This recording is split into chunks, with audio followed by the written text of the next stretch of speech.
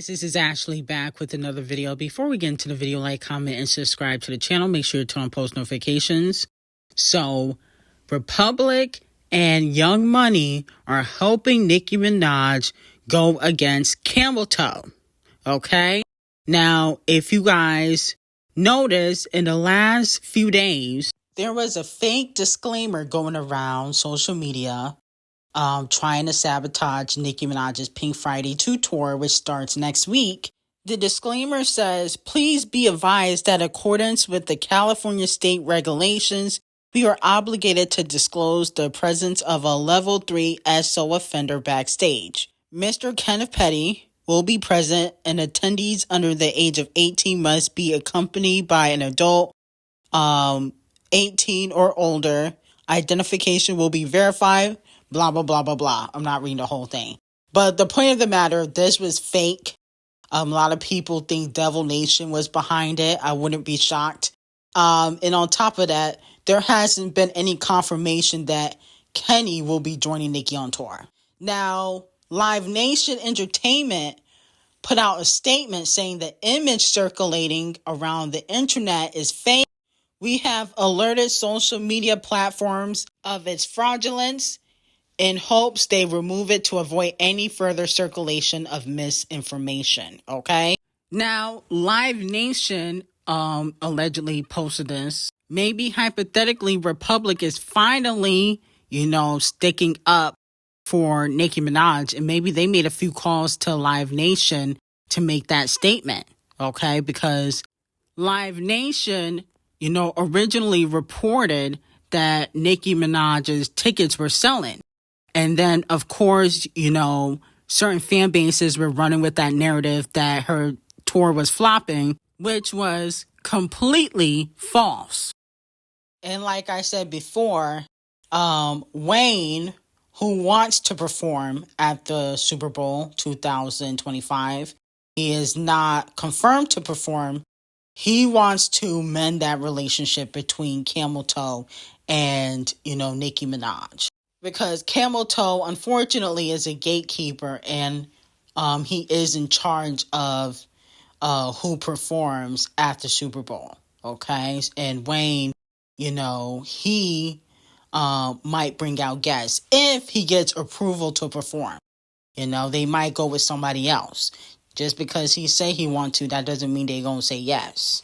Now, allegedly, Nicki is still going to put out Roman in Malibu, okay?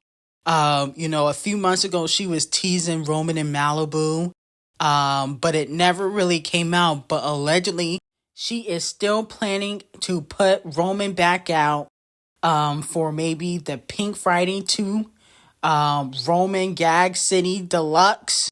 Let me know how y'all feel about that. Now, for me, I don't mind if Nicki puts out a new single, but I want the execution for the single to be right. If she do like a stupid hole type of anthem for Roman, that will be fire, okay? Because that's something you could kind of dance to. It's catchy. People can listen to it on TikTok, even though Nicki's music has been removed off of TikTok because of Universal, and their contract with TikTok expired. But still, the next single, I want radio first week. A music video would be nice. We haven't had a music video in a long time, okay? So I think a music video would be nice. Nice promotion. So let me know how y'all feel about that. Now, moving on to D0JA's R&B remix. Is Normani Nation in the building? Okay? Well, I know Normani runs her own stan pages, but is Normani in the building? Because word on the street is that D0JA and Normani got a collaboration, and it could be on Dopafine. What's the album called? Is it Dopamine or Dopafine? Isn't it the same thing? Dopafine, Dopamine. To me, I didn't really like that album name. But anyway, Normani talked about this a few years ago about working with Doja Cat. And currently, they do have the same management. Normani is here presenting you your award. Yes. Yes. Of all people, thank God. I'm just going to put it out there because I think that you guys should do a collab together. We've talked about it. You have. We should. 2022. We should. So let me know how y'all feel about that. Not only do they have the same management, but they also are under the same label, RCA the colorist. So I definitely think a D0JA and Normani collaboration would be fire. Imagine the choreography for that and the visuals. Oh my goodness, that's going to be amazing. That's a top 10 hit. That's a top 10 hit. Normani and Doja Cat, we need it. We do. So let me know if you guys would be here for it. I would definitely be supporting that record if it comes out. And I can't wait for Doja and Normani to do something big together. Now, moving on from that, Bundy B, an underground rapper, calls out Criminal B and Star Brim for being rats and fake bloods. Take a listen. That I freeze up, I'm a dawn, not a pawn. I be bullin' with my feet up. Star witness, you a rat, nigga, eat up. Let me guess, you gon' put some money on my head, cause you know I can't kill you when you working with the Fed. Hold on, nobody wanna party with Cardi. Heard Nicki wanted Ckiminaj and you was ducking the Barbie. Wait, did he just insinuate that Nicki tried to pull up on Cardi B and she was ducking the Barbie? That's very interesting. As we know, Cardi B's bodyguard, Star Brim, who has a history of committing crimes, recently took a plea deal. Star the criminal took a plea deal and pled guilty for racketeering, conspiracy to commit maiming and assault with a dangerous weapon. And Criminal B's friend was scheduled to be sentenced actually yesterday. Okay? Now, Cardi B has a lot to do with this because Star Brim's lawyer has mentioned Cardi B's friendship in her letter to the judge. Star Brim, who goes by the godmother of the 5'9", said her Instagram presence grew tremendously because of her friendship with Bacteria, or Balcalise, whatever that is. And then she tries to say how she has developed a skincare line and blah, blah, blah. Allegedly, word on the street is that Criminal B has paid for Star Crim's lawyer fees to stay out of jail. Okay? Because Star Crim is a blood, she protects Cardi B because Cardi B can't fight. So that's why she allegedly has paid for her lawyer fees to keep Star Crim out of jail, because if you guys remember, Star Criminal was at the Video Music Awards last year because Criminal B was scared of Ckiminaj. Okay? So let me know how y'all feel about that. Do you feel like Star Criminal should get jail time, or should she go on probation? She's asking for no jail time, and word on the street is that Star Criminal allegedly snitched. Okay? That's why Bundy is taking shots at her, okay, which we just previewed, because allegedly Star Criminal is a snitch, and that's also keeping her out of jail, okay? Now, moving on to Scratch Off and Ice Spice. So Ice Spice is clapping back at Scratch Off. She posted her Princess Diana remix plaque, okay, because Princess Diana has sold 1 million copies, the remix with Nicki Minaj. And she posted the shot that Nicki Minaj took at Scratch Off in the remix, where Nicki says, "Isis, you got these B words crunchier than ice, sis." Okay, which is a Scratch Off diss. And fans are speculating that, she could be busting shots. Let me know how y'all feel about that. Now, I don't mind Ice Spice celebrating, but use your own bars. No shade. Scratch Off has been very direct with you, Ice. She mentioned your name in Sunday's Side Chick. And even though ignoring her is making her flop, this is still rap. It's still a sport. So you got to clap back. Now, it has been revealed that Queen B's country music has helped boost other Black women in country, according to Payola Board.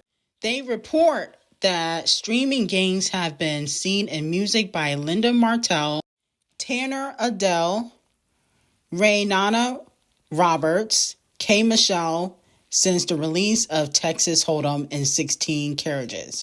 See, even though none of these girls will be able to top the charts like Queen B did with Texas Hold'em with country music, You know, a lot of these black country artists, especially the female artists, are benefiting.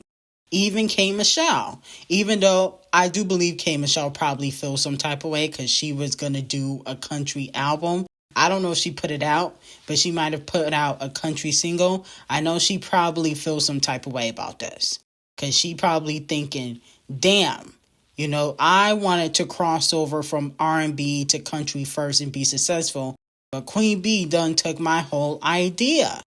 I wonder if Queen B was inspired by Ckiminaj. Because, you know, Ckiminaj said this years ago, and no shade to Queen B, but we already know how she liked to steal music and ideas. No shade. The proof is in the pudding. But I am happy that, you know, Queen B is making history. And this ultimately will help a lot of different black artists in country. Okay? I wonder if she's going to perform at the Country Music Awards like she did back in 2016. Probably. I can see her doing that. Moving on to Megan and Glowstick. So allegedly Megan and Glowstick have a collaboration on the way. Okay. Now, if you guys remember, Glowstick, she has worked with JT before they fell out. You know, they got into it backstage, allegedly at the Video Music Awards or the EBT Awards, but she did work with JT. She has worked with Scratch Off, Criminal B, okay? She don't really mess with Ckiminaj. So the next person that she can go to is Megan Thee Stallion. I think D0JA Cat might be a little bit too pop for Glowstick. Glowstick is ghetto, she is ratchet, and so, you know, she is trying to work with Megan Thee Stallion. Let me know in the comments, you guys think that this will be a hit or will it be a miss, okay? Now, in my opinion, I think that it probably will be a miss. I don't think Megan can help Glowstick chart, but I'm not saying that the collaboration is going to be completely trash, you know, but I just don't think it's going to chart. But let me know how y'all feel about it, and if you guys are excited for Glowstick and Megan Thee Stallion linking up for a new collaboration. Moving on to Nicki Minaj. Nicki becomes the first act in history to reach #1 on 66 different charts. Okay, so congratulations to Nicki Minaj on that. Not really shocked, because Nicki has hits for days. So this makes sense to me. And then on top of that, you know, she has like 150 or way more than that Billboard entries. Nicki Minaj also previewed what the tour stage for the Pink Friday 2 tour looks like. And to me, it's giving budget. To me, she's bringing Gag City to life. Okay, hopefully she trademarked Gag City, child, because you don't want people to steal that. But it definitely looks like she got a budget. It definitely looks like she will be performing at one of her best tours to date, okay? Because the tour stage looked like she put in a lot of money and effort into it. And she says she's not even finished or done. So I'm definitely excited to see what Nicki Minaj got in the stash for that. And I definitely think she's going to do well on tour. So let me know how y'all feel about that and if you guys are going to the tour. Now, moving on to SZA. She drops a new record called Saturn. It was a surprise drop. She's in her Queen B era. And overall, I'm going to have to give this maybe like a 7, out of 10. Something about SZA, I don't know if I didn't notice it before, if I'm just noticing it now. But sometimes it sounds like she's singing the same songs or she sounds the same in every record. Is that just me? I don't know why I just noticed that now. Because I've been listening to SZA for a while, but I'm like, this sound like something I've heard from SZA before. Okay? I don't know if it's just because we got SOS. Well, it's been maybe a year and a half since SOS or whatnot. But the SOS album is fire. I'm not discrediting SZA, but I do feel like sometimes her music do be sounding the same. I don't know what it is. And Saturn just sounds like, okay, that could have been on SOS in my opinion or something. Like a filler on SOS. I don't know if I really care for the song like that. But let me know how y'all feel about it. Now, people are calling out Normani because they are upset that the preview that she posted on Instagram sounds more like R&B instead of pop. Some fans have mixed feelings about it because they feel like she would be more successful in the pop lane. Let me know how y'all feel about that. And it also was revealed that Brandy is kind of like her mentor and has been helping her with writing and her vocal ability behind the scenes, just like Ariana used to help her. Now, here's my thing. I think Normani, even though I don't mind Brandy helping her, because every artist needs help, I just feel like the snippet does sound Brandy-ish. It do sound like a Brandy record. And I feel like that's one thing that kind of sets Normani back, is that you're always getting compared to the greats. Like, you're not in your own lane. Like, Coco Jones don't sound like another artist. Victoria Monet don't sound like anybody else. Even SZA, she don't sound like nobody else. And she a pop and R&B girly. Like, her music be on pop radio. I don't know if Normani's new single gonna be on pop radio, because it's definitely giving R&B. And I feel like when she gets compared to like the Brandys and the Queen Bees, it kind of sets her back, because now you just living in somebody's shadow. That's what it gives. Like, find your lane. Okay, I don't mind you being inspired by Brandy, but I don't think you'll be able to have the classics like Brandy had. Brandy has classic albums and hits under her belt. And I feel like, to sound like Brandy, when you put out this album, it should be a classic. So you might be putting extra pressure on yourself. But let me know how y'all feel about it. I got some hot tea on Patreon. Link will be in the description. Have a great day.